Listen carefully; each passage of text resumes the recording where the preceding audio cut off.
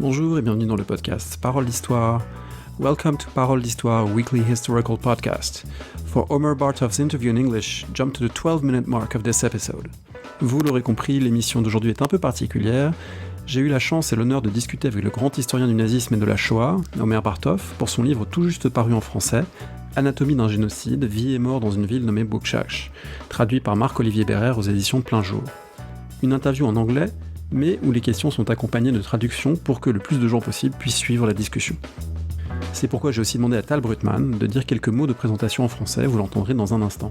Toutes les références citées dans l'émission, des livres d'Omer Bartov, d'autres travaux sont à retrouver sur le site paroledhistoire.fr pour ce 175e épisode du podcast. Retrouvez-nous également sur les réseaux sociaux, n'hésitez pas à vous abonner via iTunes, Deezer, Spotify et partout où vous écoutez vos podcasts. Merci, très bonne écoute et tout de suite Tal Brutman, suivi d'Omer Bartov. Pour parler d'Omer Bartov, je suis aujourd'hui avec Tal Brutman. Bonjour. Bonjour. Tal, on a déjà eu l'occasion de discuter ensemble dans ce podcast. Je rappelle que vous êtes historien de la Shoah. Vous avez notamment coécrit avec Christophe Ktarikon les 100 mots de la Shoah aux éditions PUF dans la collection Que sais-je. Vous venez également de publier un livre sur le travail photographique et la photographie de la Shoah, publié en allemand, peut-être un jour en traduction française. Normalement, ça devrait intervenir d'ici à un an, oui. Bon, bah ça c'est une très, très bonne nouvelle. Et on va parler ensemble aujourd'hui. Vous avez accepté, on vous en remercie, de préfacer l'émission d'aujourd'hui, donc l'entretien avec Omer Bartov, pour notamment les auditrices et les auditeurs du podcast qui ne sont pas anglophones, qui pourront écouter l'entretien, mais peut-être qu'il faut leur donner quelques clés de lecture, en disant d'abord pourquoi Omer Bartov est, à nos yeux, un historien important de la Shoah et de la Deuxième Guerre mondiale. En fait, il y a un immense paradoxe quand on est en France, c'est que Omer Bartov est très très peu connu. Il n'y a eu qu'un seul de ses ouvrages qui a été publié jusqu'à présent en français, il y a plus de 20 ans maintenant, qui s'appelle L'armée d'Hitler, et pourtant c'est sans doute un des deux historiens majeurs de sa génération avec Christopher Browning sur l'histoire de la Shoah, puisque Bartov s'est intéressé dans un premier temps à l'histoire et à l'implication de la Wehrmacht dans le génocide et dans les violences sur le front de l'Est. Et ces travaux ont constitué un point tournant à cet égard, puisque au moment où il s'y est attaqué, c'était la période où la Wehrmacht était encore considérée, particulièrement en Allemagne, mais pas que, comme ayant incarné une Allemagne propre qui se serait contentée de combattre sans être impliquée dans les violences du régime nazi. Il y avait les mauvais SS et finalement les bons Allemands de la Wehrmacht, de l'armée ordinaire en gros. C'est comme ça qu'on voyait les choses. Exactement, il y avait les méchants nazis et les SS qui en étaient le bras armé d'un côté, et de l'autre côté une incarnation d'un peuple allemand avec son armée, la Wehrmacht, et qui s'inscrivait dans une histoire longue avec la Prusse, etc., qui se serait contenté de combattre sans jouer aucun rôle dans les violences, à quelque niveau que ce soit, autant contre les populations civiles d'une façon générale, ou dans le génocide des Juifs. Et l'un des apports majeurs des travaux de Bartov a été de déconstruire toute une construction largement politique et héritée de la guerre froide et de la reconstruction allemande pour montrer à quel point l'armée allemande avait joué un rôle essentiel dans ces violences. Alors ça, c'est donc le livre Hitler's Army, l'armée d'Hitler. Un livre important aussi en raison des clés de lecture conceptuelles qui donnent des violences à l'Est et de l'articulation entre idéologie et violence. Et c'était une clé de lecture tout à fait novatrice au moment où c'est publié. Exactement, oui. Parce qu'il montrait justement que l'armée en soi n'était pas un isolat dans une société contrôlée par le régime nazi, mais qu'au contraire, il y avait une circulation des idées, mais aussi une forme de justification a posteriori des violences avec l'intégration d'un élément fondamental et qu'on retrouve notamment dans l'ouvrage consacré à Buchach qui vient de sortir en France, qui est la dimension du judéo-bolchevisme qui a été aussi bien utilisée par le régime nazi que par les antisémites en Europe de l'Est et qui font des Juifs l'acteur principal de la diffusion du communisme à travers l'Europe et le monde. La carrière d'Omer Bartov, elle s'est partagée entre Israël, où il est né, où il a travaillé, entre les États-Unis, où il enseigne aujourd'hui à l'université Brown, l'Allemagne et les pays de l'Est, évidemment, qui sont un terrain de recherche, et en particulier la Galicie, donc le lieu où se trouve Buchach, dont on va parler avec lui tout à l'heure. Donc c'est aussi quelqu'un qui reflète cette géographie de la recherche spécifique à ce champ d'études.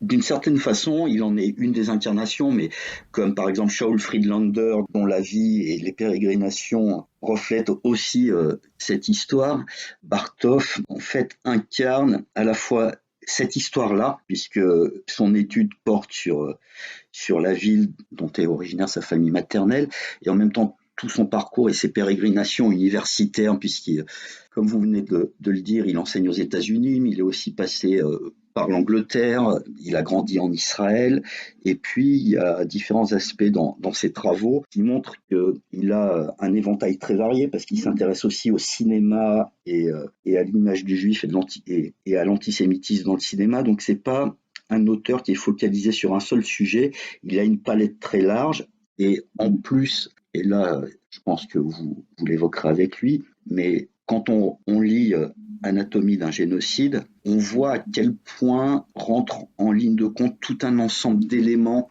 et l'un des apports essentiels à mon sens de ce livre, c'est la manière dont il ausculte l'histoire culturelle, notamment à travers des questions comme l'éducation et l'implication des différentes communautés, nations ou ethnies, tout dépend comment on les qualifie. Mais ça reflète la nécessité d'avoir une vision très large, y compris pour faire de la micro-histoire en fait. Alors justement, peut-être dernier mot de cette préface entre guillemets, c'est ce dernier livre, Anatomie d'un génocide, Vie et mort dans une ville nommée Buchach, paru en anglais en 2018. Vous avez lu la version originale, vous venez d'en dire certains apports, mais en quoi est-ce qu'on peut dire que c'est un livre marquant dans l'historiographie de la Shoah aujourd'hui ?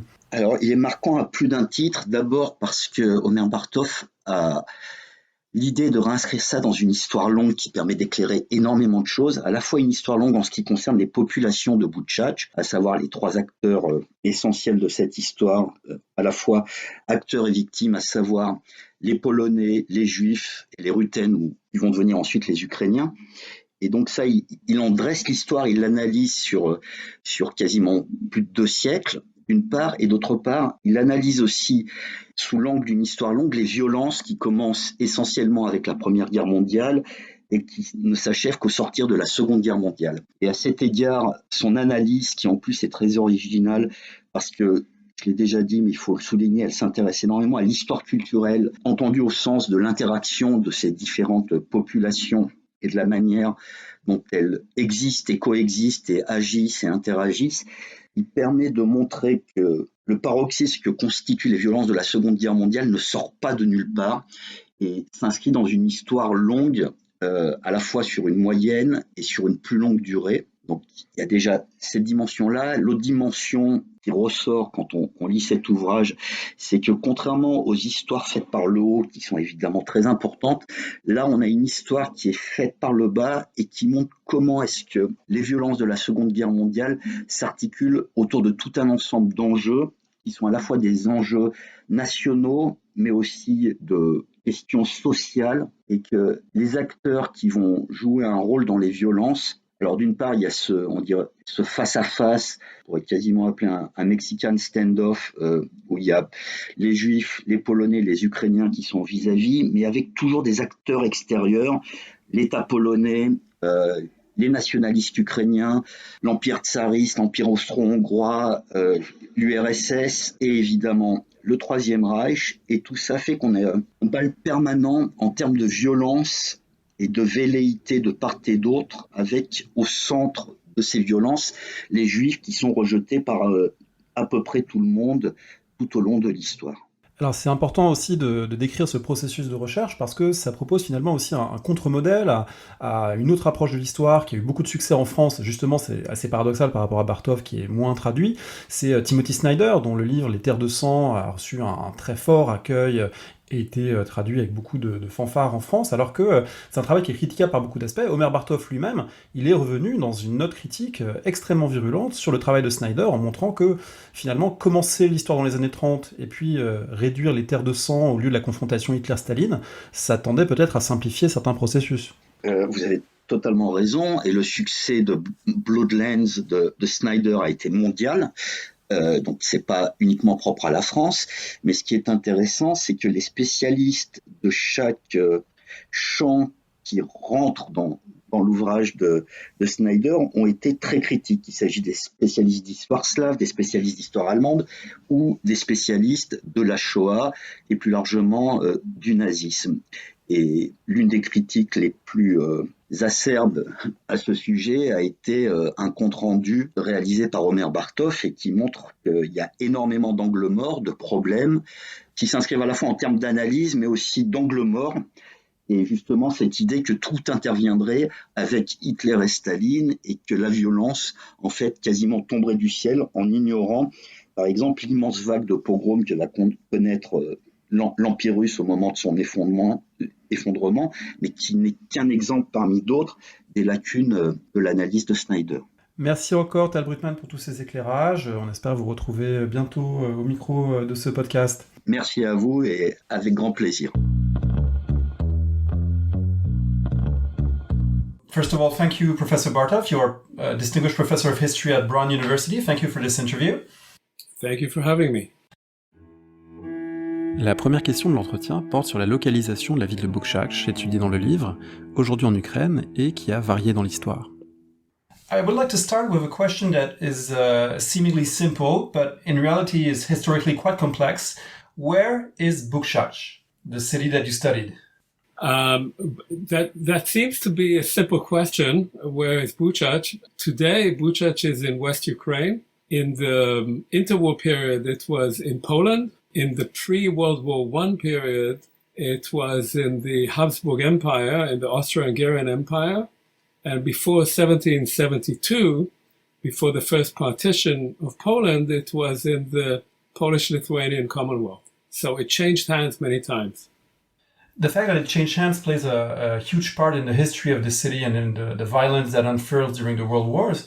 It's also linked to the history of a region called Galicia. And Galicia is a specific region because it's at the border, at the intersection of many empires and many nationalities. Yes, so Galicia or Galician or Galicia was given that name following the partition of Poland, the first partition of Poland in 1772, and it was created. The Austrian Empire snatched that part of Poland, annexed it, and gave it a name, and it remained under that name formally until the end of World War I. But in fact, people who live there still think of themselves, and people who left and were born there or are related somehow to that region still think of themselves as Galicians.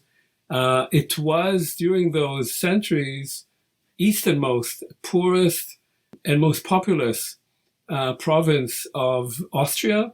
And it had a mix of Ukrainians, Poles, and Jews living in there. It had the largest concentration of Jews anywhere in the Austrian Empire. So it's a very particular region that created a kind of identity of its own over those centuries after the partition. Le livre comporte un aspect intime d'histoire familiale, comme ceux de Daniel Mendelsohn, de Philip Sands. J'ai demandé à Omer Bartov la place de cette dimension dans son ouvrage. This is also the region that your mother's family comes from, so your work is a work of scholarship, but it's also grounded in very intimate and personal history. And in a sense, this is part of a larger trend in Holocaust history because, for instance, Daniel Mendelssohn's book, The Lost, or Philip Sands' book, East-West Street, both are works that have a scholarly interest, but also are grounded in personal history. Is this something that played a part in the way that you conceived the book? Yes, it did. It's I'm unlike, say, Daniel Mendelssohn. I'm an historian. I was trained in Britain in very empirical history. So some decades ago, I would not have really thought of going in that direction. But when I started thinking about this book, my initial thought was not biographical, autobiographical at all. My initial question to myself was, how does genocide occur on the local level? But in order to do that, I had to choose some place to investigate. And on some unconscious level, I guess, I thought, why not Buchach, which was the town that my mother came from.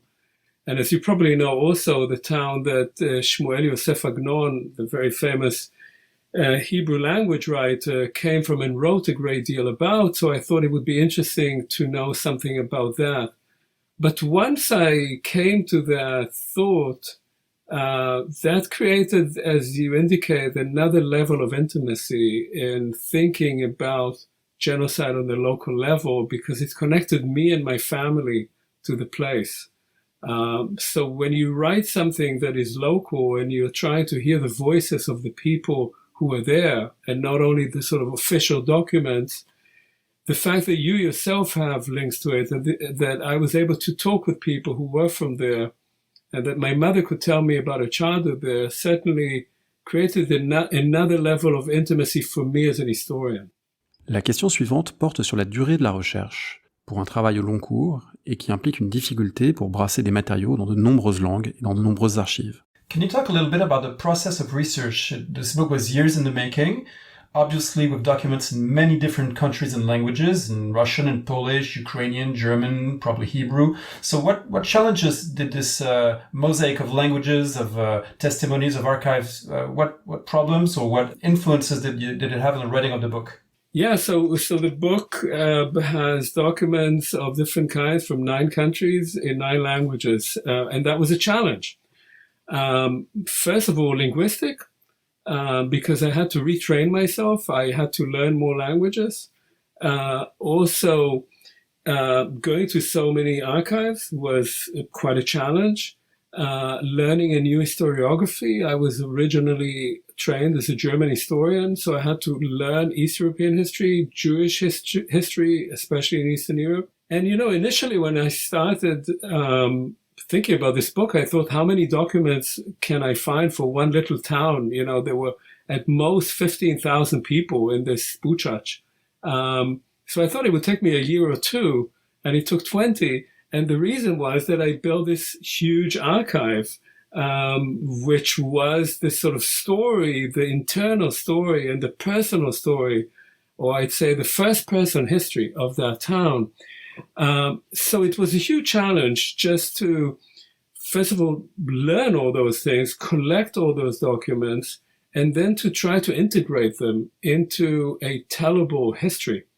So some drafts of this book were huge.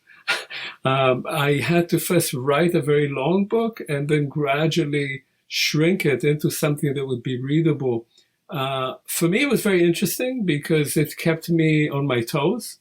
I didn't want to keep doing what I was doing in the past, but it did take a long time both to research and to think it through.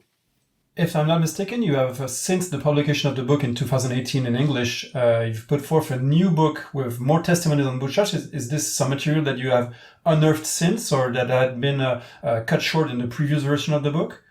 Exactly. It's the second thing. So when I was writing drafts of this book, I had to make some decisions, and I eventually made the decision that this book, Anatomy of a Genocide, was an anatomy of a genocide. That is, it was the circumstances leading towards the genocide, and then a sort of zooming in on the reality of the daily life of genocide.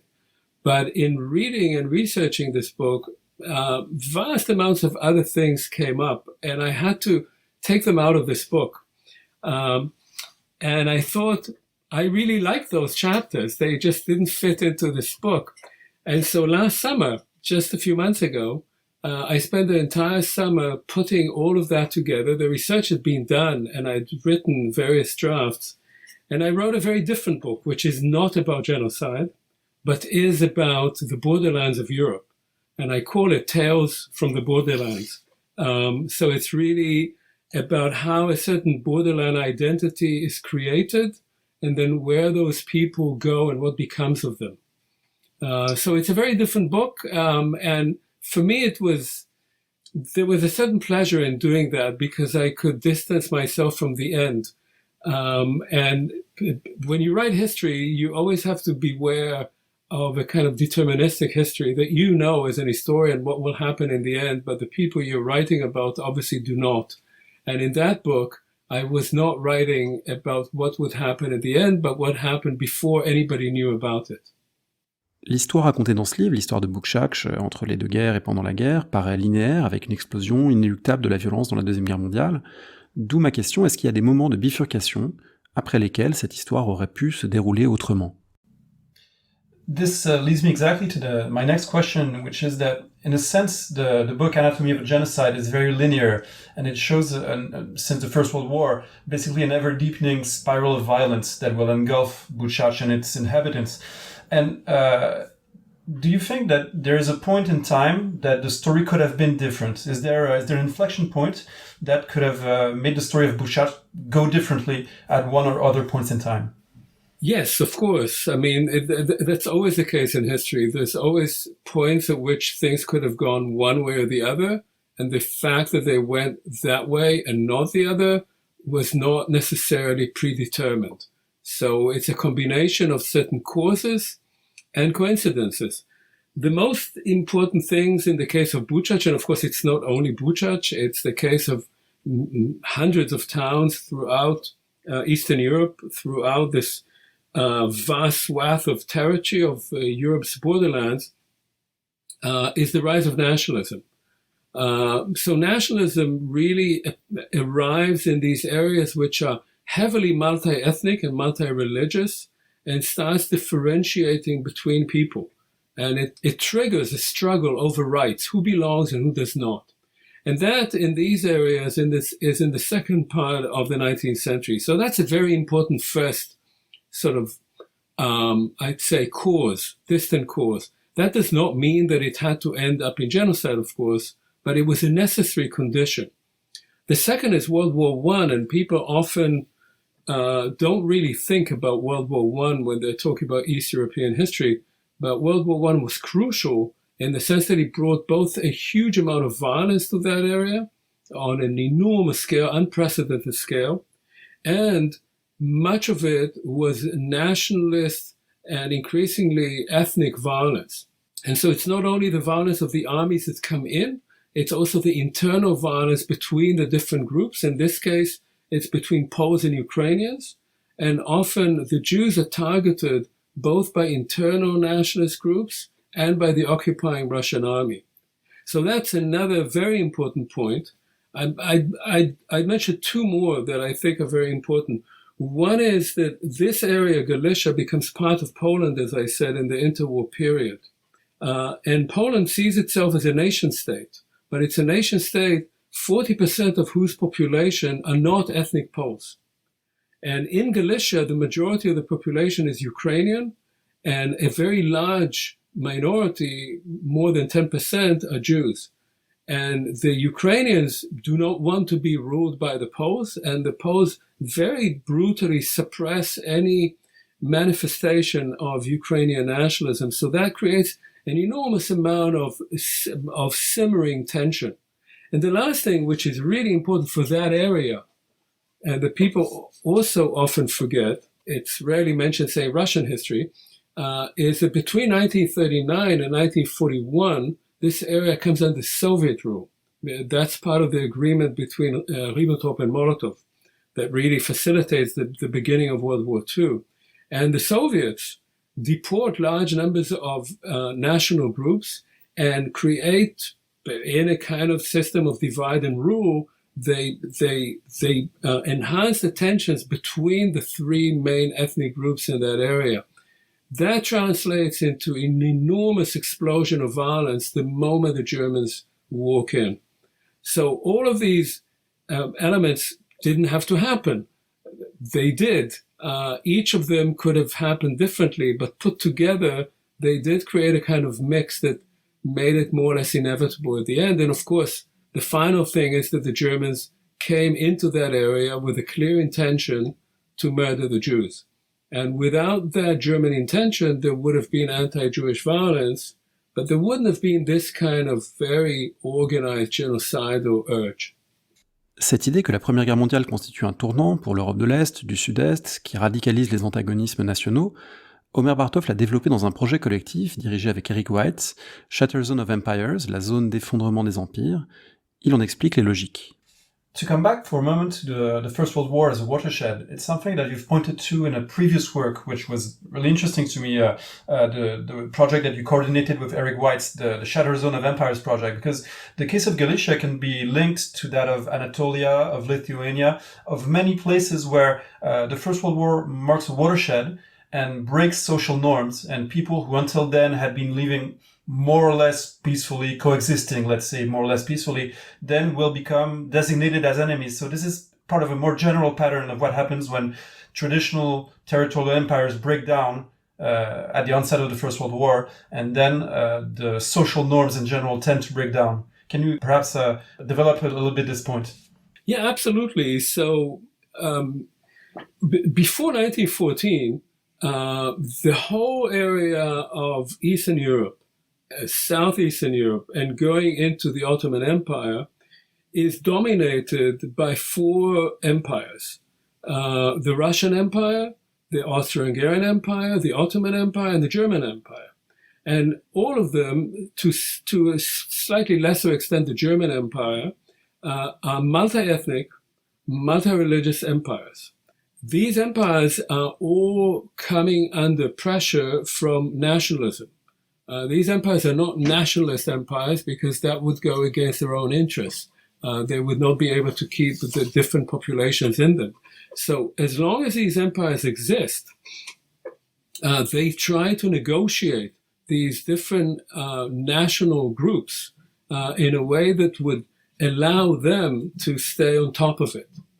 The war destroys those empires. Now, whether that was inevitable, as again is often said in retrospect, well, we can't really tell. But that is what happens. The Austrian Empire expires, and as a result of that, a large number of national states, such as Poland, as I mentioned, are created. And those states want to have they see themselves as nation states, and although they have large minorities in them, they do not really want to be tolerant of those minorities. They want to assert their own national identity. So the disappearance of these empires makes for a completely different world, which is in large part the world that we live in now. There are those who say, President Wilson's 14 points was part of that, the right of self-determination, which was very much part of the rhetoric that comes out of World War I, was in many ways the trigger for the next major conflict for World War II. Now, could they have remained as such? There is a kind of nostalgia these days, especially with the rise of nationalism again for these empires. That's hard to say. Probably not. But the way they were destroyed by revolution, by war, and by extraordinary inter-ethnic violence really set the course of at least the first half of the 20th century, including ethnic cleansing, genocide, population policies, and so forth. La question suivante porte de façon plus générale sur la manière dont la guerre fait s'effondrer les normes sociales et morales, ce qui était aussi l'un des aspects étudiés dans un des premiers livres de Bartov, L'armée d'Hitler. The First World War and the Second World War in your book are also shown to be, in more general terms, breakers of social norms. And this is something that harkens back to your one of your first works, Hitler's Army, where you show that restraints on behavior tend to break down in situations of war. And this is something that's very identifiable both here in the First and Second World War. In the case of Buchach, the situation of war tends to break down ordinary social practices and tends to extreme behavior. Yeah, I must say I've been thinking a lot about this in the last couple of years. As I was finishing the book, it came out in English in 2018, and subsequently with all the events that we're seeing today, what to me was increasingly apparent, and that's not something that I thought of when I started writing this book or researching this book, was how fragile the social order that we depend on actually is, how easily it can be fractured, and what are the conditions that make that possible. Now, the conditions change, and you're right, when I wrote Hitler's Army, it had to do with the conduct of soldiers in war. And when I wrote about Buchach, I was writing about relations between people in one town. But in both cases, certain circumstances and a certain kind of rhetoric, it is a shattering of norms, brings about a fracture in the entire sense of solidarity between people. that you have a certain respect for your neighbors, that you can maintain the dignity of other human beings that you encounter. In the case of Buchach, what you find is that indeed this process that begins, I would say, in World War I, the first time the people in a town are exposed to violence against their own neighbors, they see people being dehumanized. They see that there's license for violence. That begins a certain process where you can think of your own community as one in which there are certain groups, certain individuals, certain criteria of human beings that are different from you. If you sort of take it writ large, of course, you can say that that is at the core, at the very, I'd say, the very root of what can end up as genocide. That is that you say, here is a group of people, they may be living in our midst, or they may be on our borders, but they're not like us. They have a different skin color or different religion, or they speak a different language, and they have certain characteristics that are different from ours. And therefore, we are not going to give them the same respect that we give to our own people. That is a process that can end up, it doesn't always do so, but can end up in ethnic cleansing, in expulsion, or in genocide. Dans l'entre-deux-guerres à Buchach, on voit monter les nationalismes, ce qui pose un problème particulier pour les Juifs de Galicie, puisque contrairement aux Ukrainiens et aux Polonais, il leur est beaucoup plus difficile de revendiquer ce territoire. This process is really radicalizing during the 20s and the 30s in the interwar period.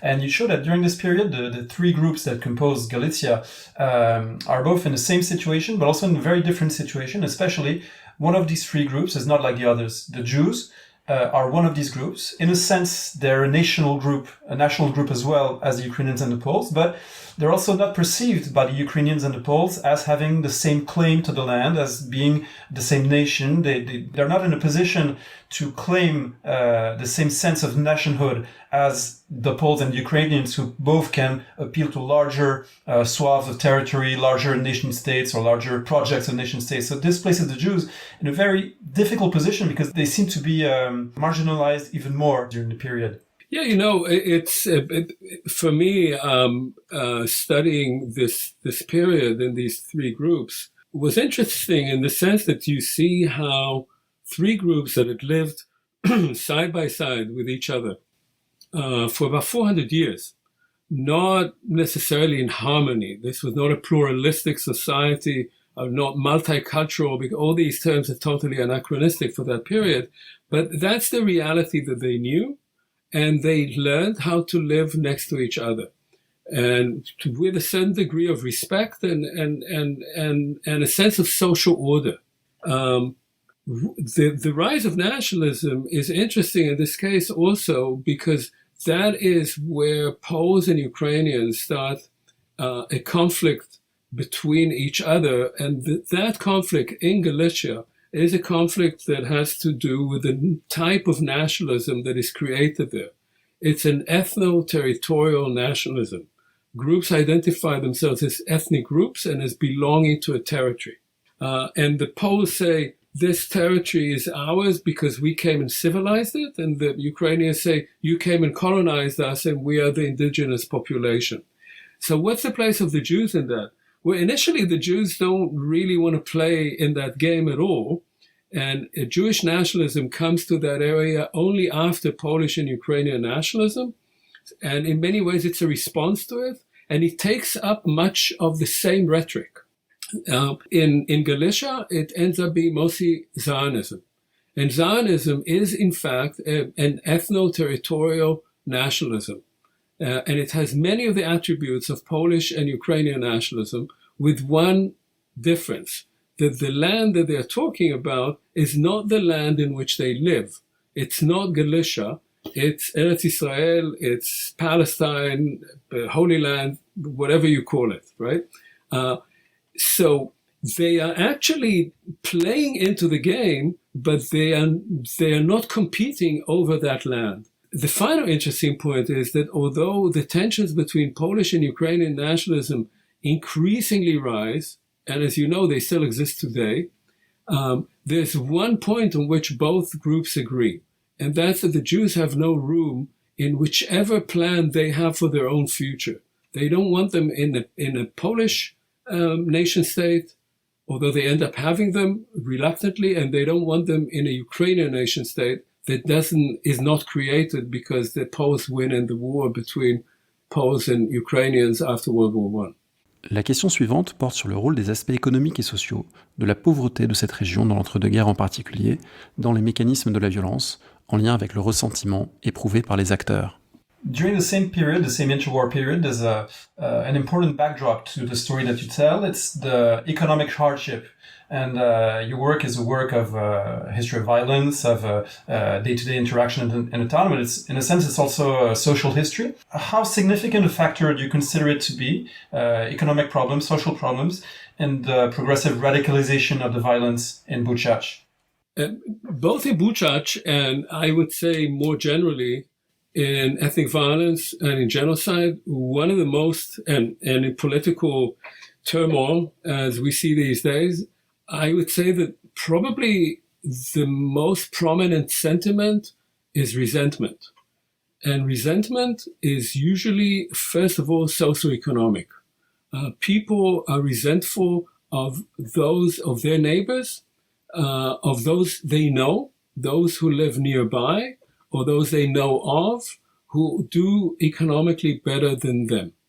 And in an area like Buchach, which was, Buchach is in Galicia. Galicia is a very poor province.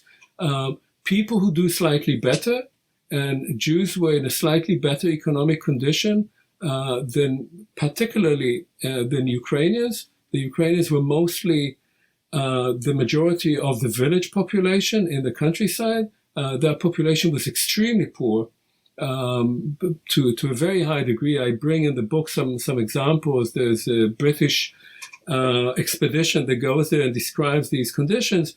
The kind of economic resentment that is created there when you marry it to a new kind of nationalism, then you get a very explosive mix. So I would say that the sort of curious aspect of this is that there are very few people who are really rich. So most people are living in very, very difficult economic conditions. But that does not mean that there is a great deal of resentment precisely because of their poverty and the sense that some people are doing better than others. And in the dynamic of the genocide itself, you see that immediately being played out.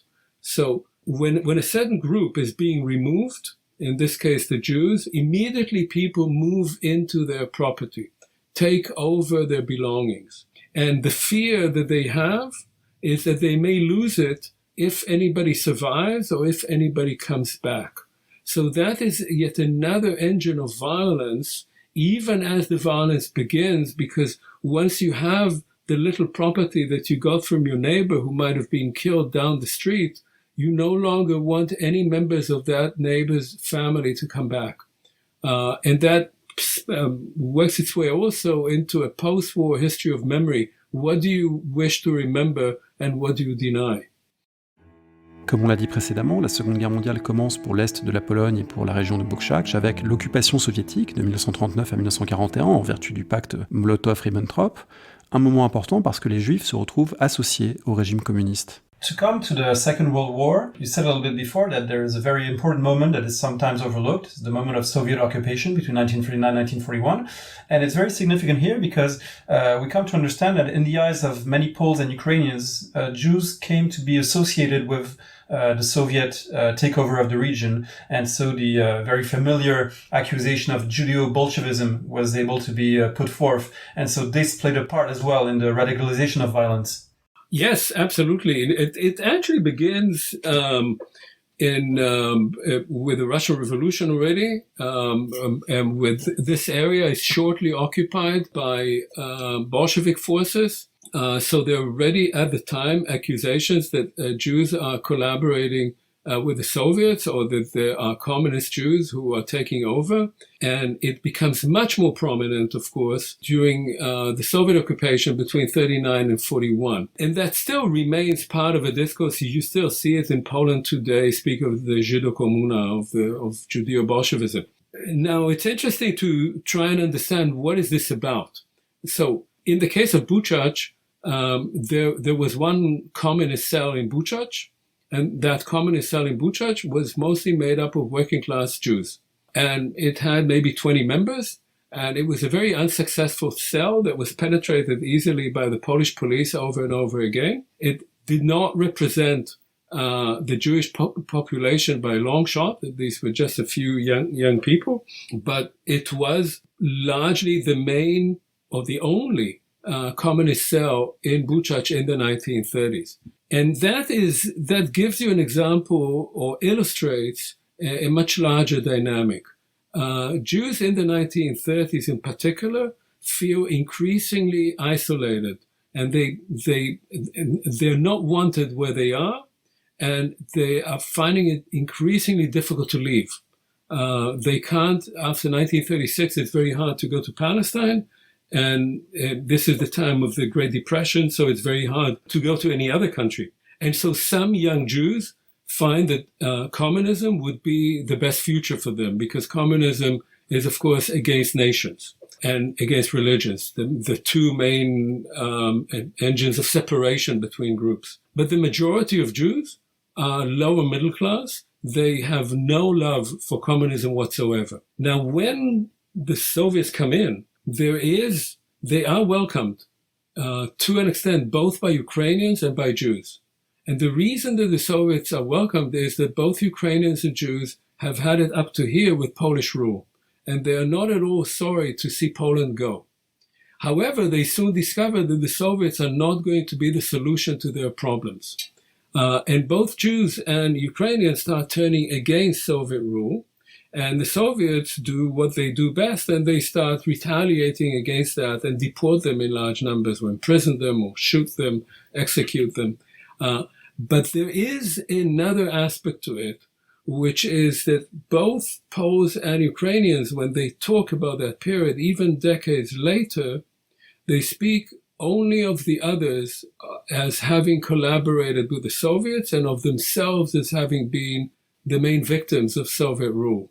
The Poles see themselves as victims because the Soviets destroyed the Polish state and deported large numbers of Poles. The Ukrainians see themselves as victims of Soviet rule because eventually they could never have a Ukrainian national state under Soviet rule. The Jews have a slightly different memory, and that's something that is never raised in Ukrainian and Polish discussions. Jews were deported proportionately larger numbers by the Soviets than either Poles or Ukrainians. But for Jews who were deported, in retrospect, after Nazi rule, it turned out that it was a blessing rather than a curse. If you were deported by the Soviets, you had a chance, about 30% chance of dying. If you stayed behind, if the Soviets didn't deport you, and the Germans came, you had maybe at best a 10% chance of surviving, probably even less than that, probably 5%. So for Jews, that memory of the Soviet occupation is a different one. And it's in this kind of competition of memories where it's easier, I would say, for Poles and Ukrainians to blame the Jews and to see themselves as victims, and Jews can't quite see themselves as victims of the Soviets in comparison with what happened thereafter. And that appears in so many Jewish memoirs and testimonies saying the Soviets were bad, but not as bad as the Germans.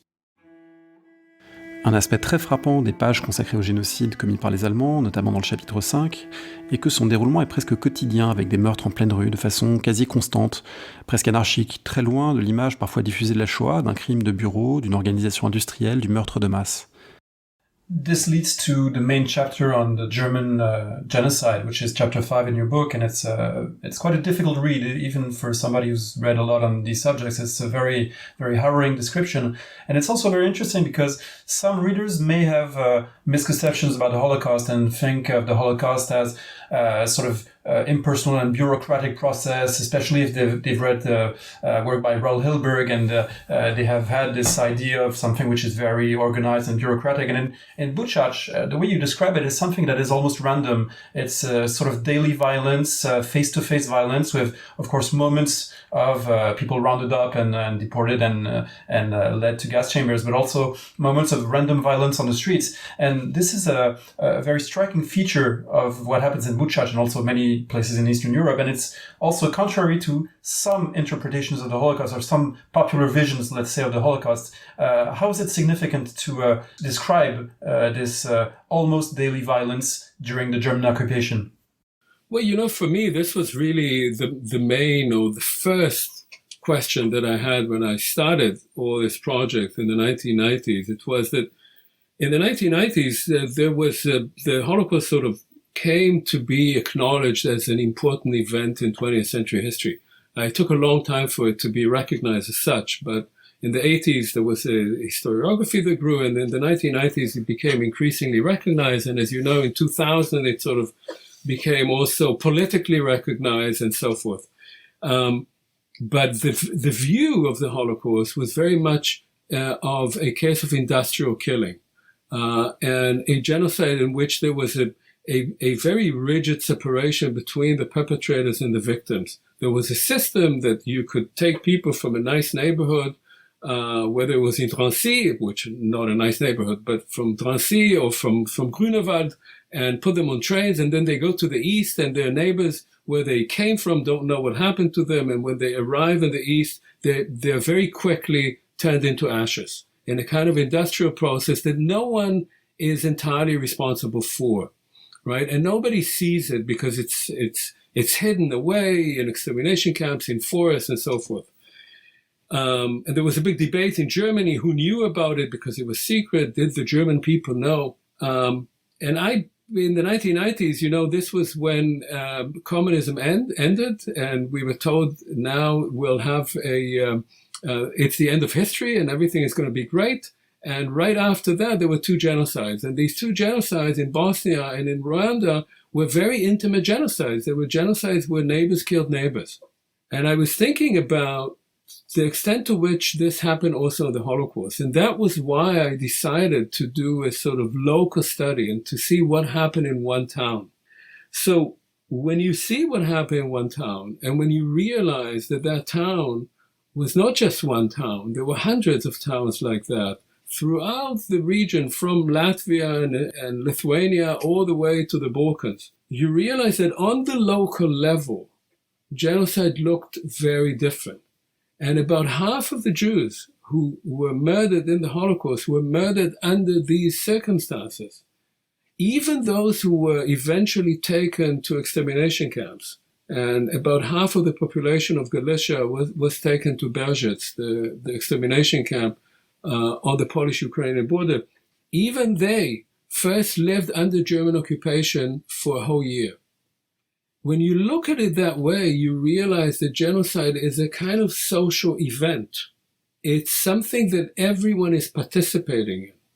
It's something where the Germans got to know the Jews quite well before they started killing them, because the Jews would come into their homes they were their doctors, they were their babysitters, they were their cooks, they were their tailors, and so forth. The Germans could not kill the Jews on their own, so they had to have a large number of policemen which they recruited from the area. These policemen knew the Jews as well. They were their neighbors. The Jews themselves had a Judenrat and had a Jewish police, which also participated in organizing that. So all of this becomes a sort of social event, which happens over time, where everyone to one degree or another is participating in, is complicit in. And ultimately, there are those who profit from it, and those, of course, who don't. And those who survive, the neighbors, usually profit for the reasons that I mentioned before, because they move into the property of those who were killed, even if they were friends before, even if there was no animosity before. And the question of ideology, which I was very interested in when I was writing my first book a long time ago, Hitler's Army, of ideological motivation, plays a much smaller role here. These few Germans who are there on the ground, who kill tens of thousands of Jews, they appear to be mostly motivated by the very fact that they have orders to do it, but they're also having a fantastically good time. They're really enjoying their period in those beautiful bucolic areas where they have power over life and death. So it gives you a very different view of what the Holocaust was. And I'll say just one last thing on this, especially because you mentioned Hilberg, and we sort of think of Hilberg as creating these three categories, right, of victims, perpetrators, and bystanders. In towns like Buchach, there were no bystanders. The whole notion of a bystander makes no sense in a neighborhood where genocide occurs. Everyone is participating in one way or another. J'ai ensuite posé à Omer Bartov la question de ses choix d'écriture dans ce chapitre, qui n'est pas chronologique, mais qui passe en revue des expériences individuelles, des portraits, en demandant aussi quel lien il voyait entre son intégration de ces témoignages et celle faite par Saul Friedlander dans sa grande synthèse « L'Allemagne nazie et les Juifs ». This main chapter on genocide is not organized chronologically, but rather as a sort of tapestry of portraits of individual cases and experiences and testimonies. And I wondered, how did you choose this way of organizing the material? Is it a way to call back perhaps to Saul Friedlander's book and the way that he incorporated voices, contemporary voices of the Holocaust as it was happening? What was the choice behind the writing? Yeah, so, that's sort of two questions that are related. One is Friedlander's technique, and Friedlander was my teacher, and I've always admired him.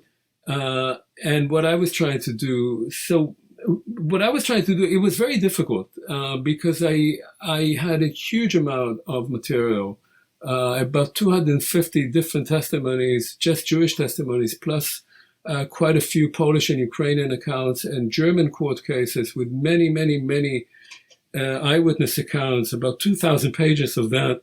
So I made two strategic decisions, I guess, when I was writing that chapter, The Daily Life of Genocide in particular, which is, as you say, it sort of gives cases. One decision, as you might have seen, I started with the youngest people, actually with babies, with those who didn't even know that they had experienced it, that discovered what happened to them only years later. And I worked my way through older people and then parents of children. And that was just a way to organize it. But for me, genocide is horrifying as it is. The killing of children is particularly horrifying. And the fact that there were babies who had somehow survived and had no recollection and only realized that when they were in their 20s or 30s is especially striking. And so I sort of worked my way through that. But the other organizing principle that I had, or the choice that I made really, was that I wanted to also talk about rescue. And I didn't want to talk about rescue in the sense that just to write a feel-good story, which obviously my book is not, but rather because when you write about something so dark and so horrifying, about how people can be so cruel to each other, it's important to see something else there, I think. For me, it was crucial to be able to see some rays of light here and there. Beyond that, what was important in talking about rescue was to show, and I think that was maybe the cardinal point, was to show that people had choice. That when we think of genocide, and especially the Holocaust, and as we said, this sort of industrial, huge event that was in some ways, who could stop it? It was so big, it was so relentless. And yet people made choices. And the choices people made may have been very, very small choices and may have been momentary, but they actually saved people. And the rescue of those people is what enabled us to know what happened, because then if we listen to those people, we know what happened. So it's not only rescuing the people, it's rescuing the memory of the event itself. And so that for me was very important. Now, just to touch on Friedlander's technique. Friedlander, in many ways, did exactly the opposite of what I did. Friedlander wanted to tell the story of the Holocaust as a whole. I never aspired to do that. I didn't think that I could. In some ways, I don't think it's possible. But he did his best doing it. But in order to not just give the sort of Überblick, the view from the top of it, and not to make it appear normalized because of the narrative, he introduced these voices of people.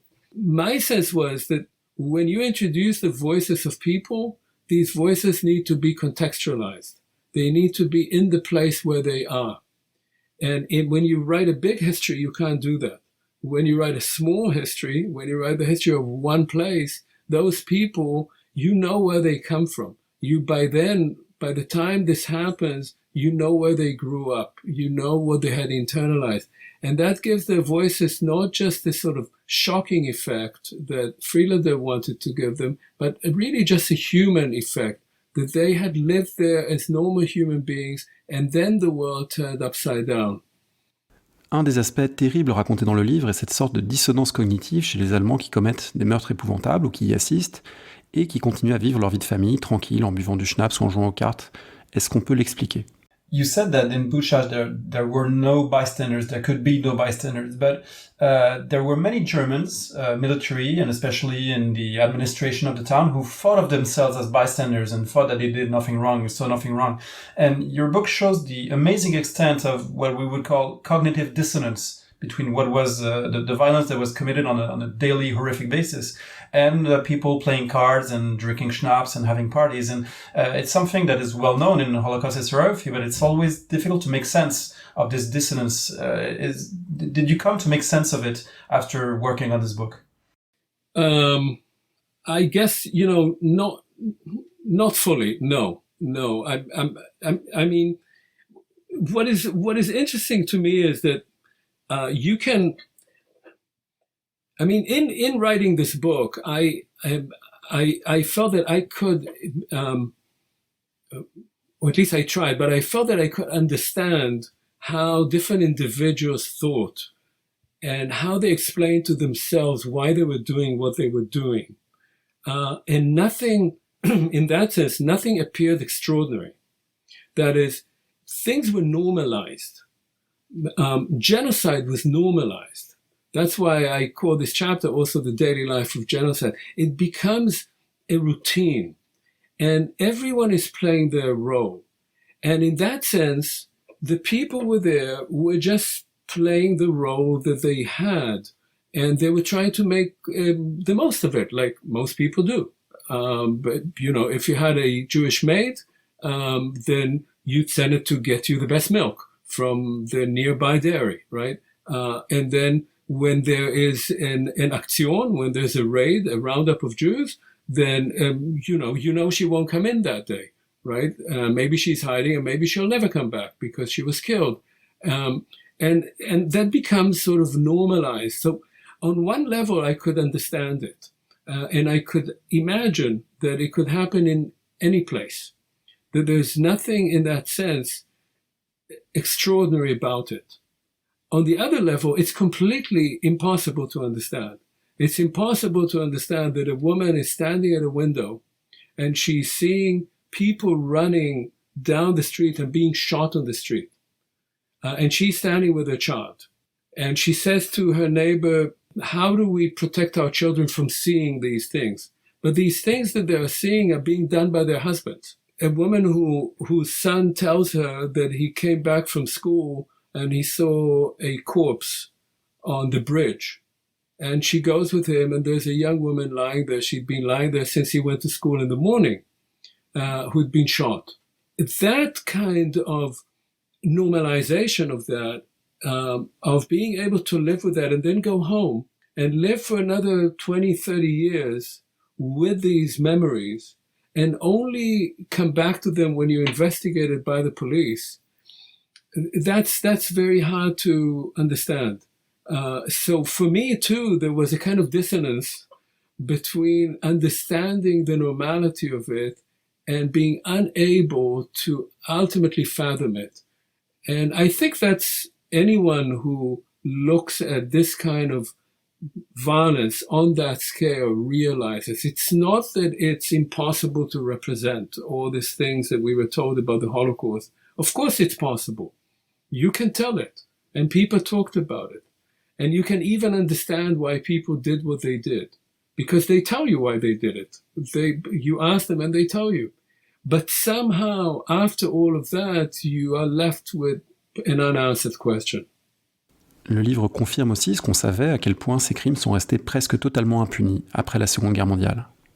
Speaking of perpetrators and of people coming back to their normal lives, your book also shows, or also adds, I should say, to the evidence, the ample body of evidence that shows that these crimes were left largely unpunished, that most of the perpetrators went back to their normal lives and were not investigated or were found guilty, but with mitigating circumstances and served short sentences. So this is not a new discovery, of course, but it's striking once you've read 100 pages on daily killings to see that these were left mostly unpunished. Yeah, so, I mean, one thing is clearly the case, and that's not only the case of the Holocaust, that in genocide, most people get away with murder. Genocide is a case where large numbers of people are killed by relatively large numbers of people who are doing the killing. And there's always a question, can you actually punish all the people who were involved in the genocide without thereby decapitating entirely the society that carried it out? And these were questions that were raised in Germany, of course, after World War II. And the decision was, of course, well, we'll take some representative sample of the perpetrators, well-known people, and the rest we'll see what we can do. And it's a horrifying thought that people could come back who were policemen before the war and then were mass murderers during the war, and then come back and they still serve as policemen after the war.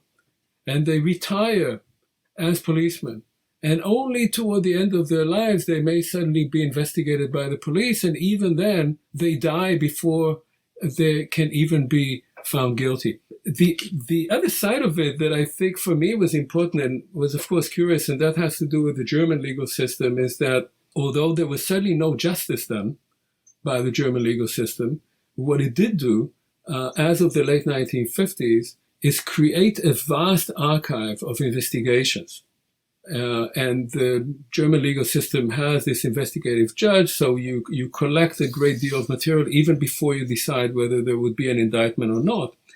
And that is an extraordinary archive that has been tapped here and there, but absolutely not sufficiently.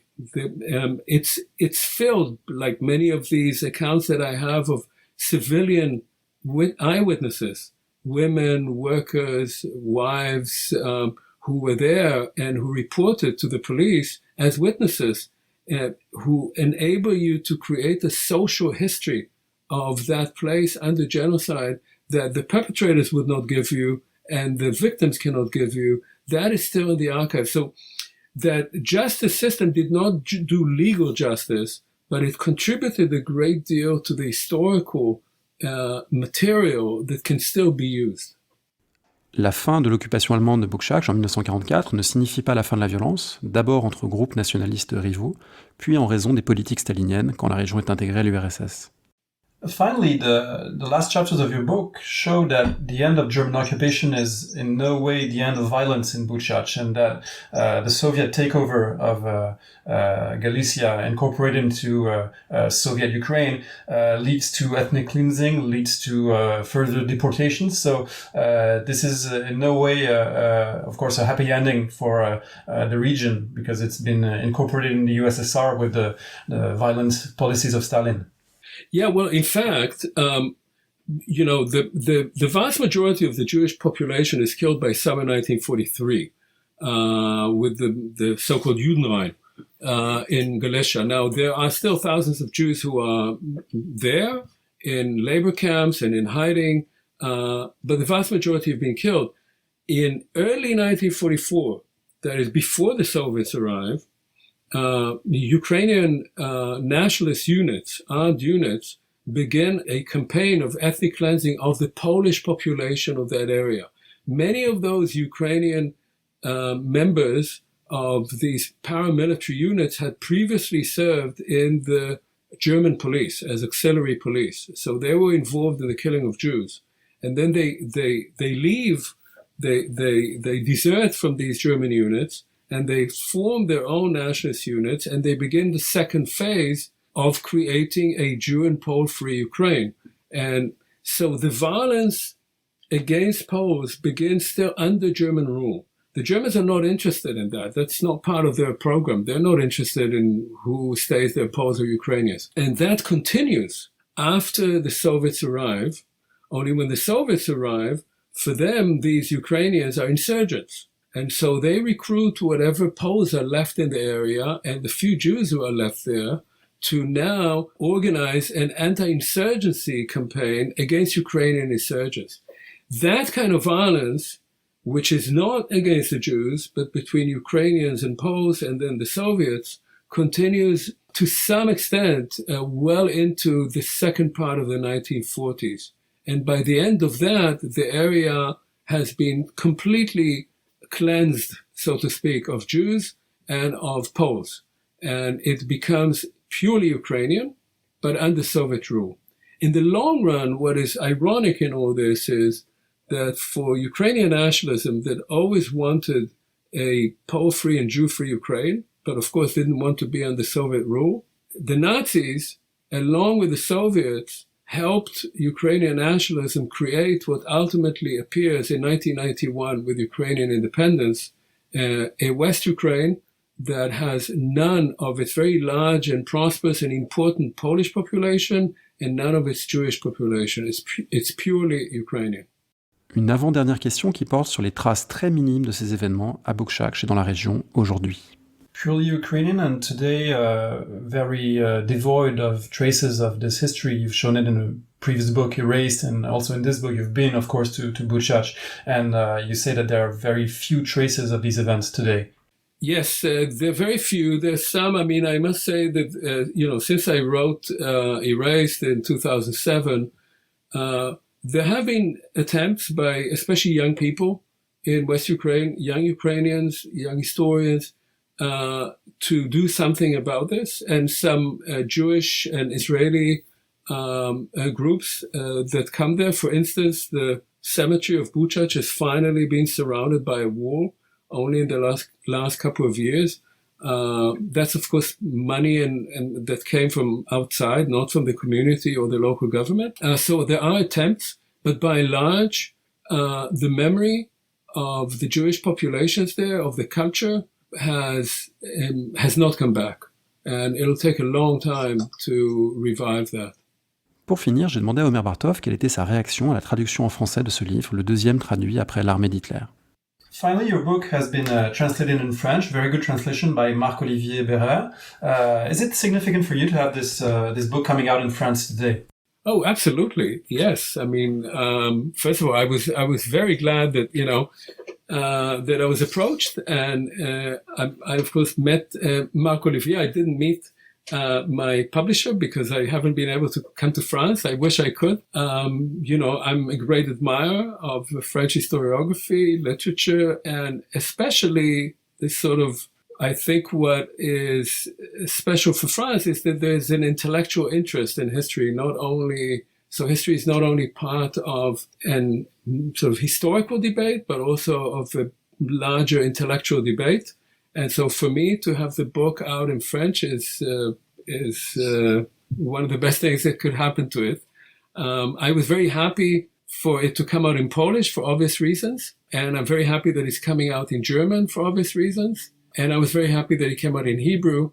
As you know, I come from Israel, and so that's my first language, but also because it means a great deal to people who live there. But France, as an intellectual civilization, I'm certainly very delighted to have the book come out in French. Well, we are very delighted to be able to receive it and to read it. Thank you very much for your time. Thank you very much.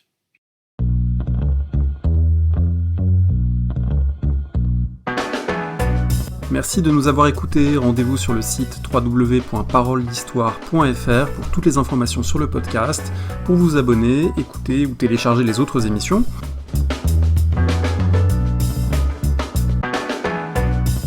La discussion se poursuit aussi en ligne, notamment sur Twitter. Vous pouvez poser des questions @paroledist et à bientôt pour un prochain épisode.